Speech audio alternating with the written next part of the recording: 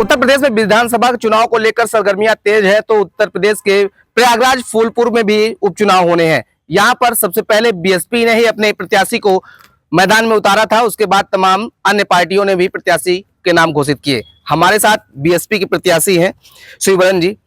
आपका श्रेष्ठ यूपी में स्वागत है। किस तरीके से आप चुनाव को देखते हैं, उपचुनाव को? उपचुनाव फूलपुर में बहुजन समाज पार्टी का अब की बात जलवा रहेगा। आप देखिए, फूलपुर का जनता बहुजन समाज पार्टी के विधायक बनाएंगे। लेकिन विपक्षी तो आपके कह रहे हैं कि बीएसपी का कोई जलवा नहीं है, बीएसपी पूरी तरीके से शांत हो चुकी है। देखिए, बीएसपी का जलवा है और रहेगा।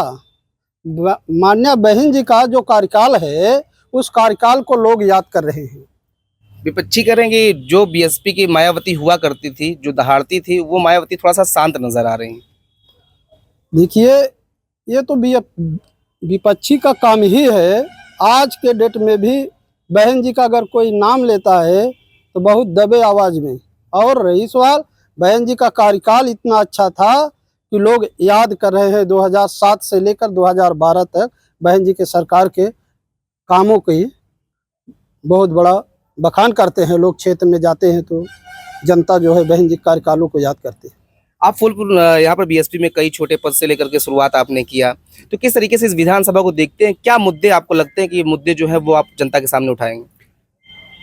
फूलपुर में मुद्दा बहुत मुद्दा है। शिक्षा से लेकर बेरोजगारी से लेकर के, सड़क से लेकर नाली से लेकर के, आवास भी नहीं है जनता के पास। बहुत से मुद्दे हैं, लेकिन अगर फूलपुर की जनता हमें विधायक बनाते हैं तो मैं फूलपुर के जनता के लिए सारी समस्या का समाधान करूँ। क्यों आपको जनता जिताए? क्या आपके पास मुद्दे हैं? आपने क्या पूरा प्लान जो है वो तैयार किया हुआ कि अगर आप विधायक बनते हैं तो क्या जनता को देंगे? अगर मैं विधायक बनूंगा, मैं फूलपुर की जनता की आवाज़ विधानसभा में उठाने का काम करूंगा। ये मेरा पहला मुद्दा रहेगा। और फूलपुर विधानसभा की जनता का जो समस्या है, उस समस्या का समाधान का विस्तारण करूंगा। देखा जा रहा है कि जिस तरीके से बीएसपी पहले इस सीट पर काफी तेजी से आगे बढ़ती थी, कहीं ना कहीं पिछले कुछ जो चुनाव हुए हैं उसमें दबी हुई नजर आई है।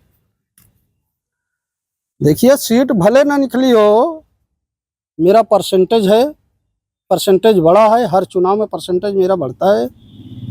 और बहुजन समाज पार्टी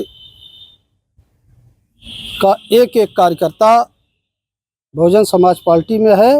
और बहुजन समाज पार्टी में सब समाज के लोग।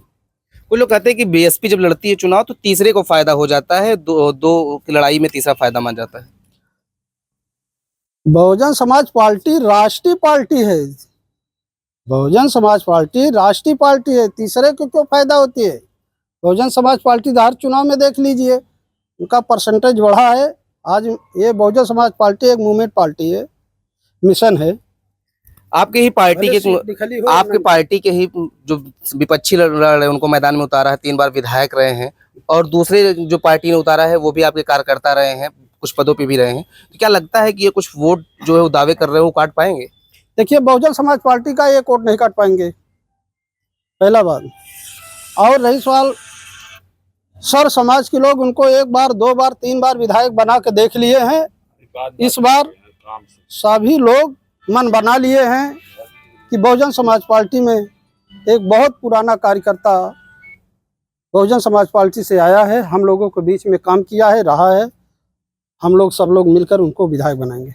आपको क्या लगते हैं सबसे जरूरी अहम मुद्दे इस विधानसभा चुनाव के दौरान यहाँ इस विधानसभा से रहेंगे? देखिए, बहुत जरूरी मुद्दे, बड़ा मुद्दा बता रहा हूँ कि मुद्दा सबसे शिक्षा रोजगार का मुद्दा है। ना नौकरी मिल रही है, ना शिक्षा। इतने महंगा हो गया है कि एक आम आदमी अपने बच्चों को लिखाने पढ़ाने में असमर्थ हो जा रहा है। इसलिए अगर मैं विधायक बनूंगा तो लोगों को शिक्षा रोजगार दिलाने का काम करूँगा।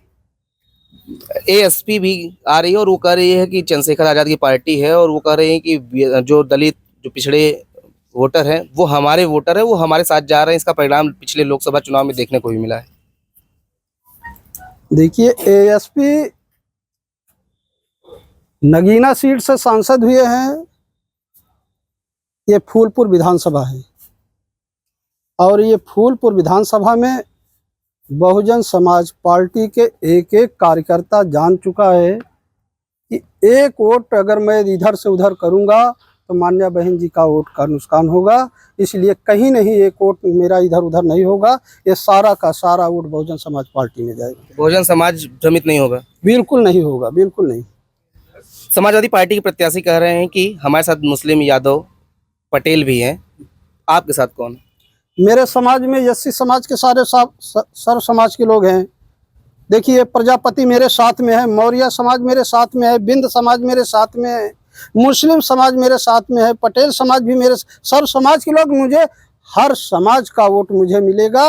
मुझे फूलपुर की जनता मुझे इतना प्यार दे रहा है, इतना दुलार दे रहा है कि सर्व समाज के लोग मुझे बुलाते हैं। क्या लगता है कि एक पहचान रहती थी, नीला झंडा जो है वो मायावती की पहचान रहती थी, इस बार 2 नीले झंडे दिख रहे, तो कंफ्यूजन नहीं होगा? देखिए, बहन जी का सिपाही कभी एक नहीं 10 झंडा हो जाए, बहन जी का सिपाही बहन जी को वोट देंगे, हाथी पे वोट देगा।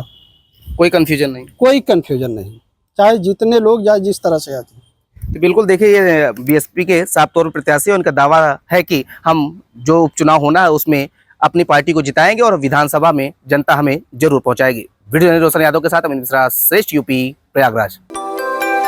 यूपी की हर खबर देखने और उनसे अपडेट रहने के लिए हमारे चैनल श्रेष्ठ यूपी को सब्सक्राइब और लाइक करें। साथ ही बेल आइकन को दबाना ना भूलें, जिससे हमारे हर वीडियो की जानकारी आप तक पहुंचती रहे।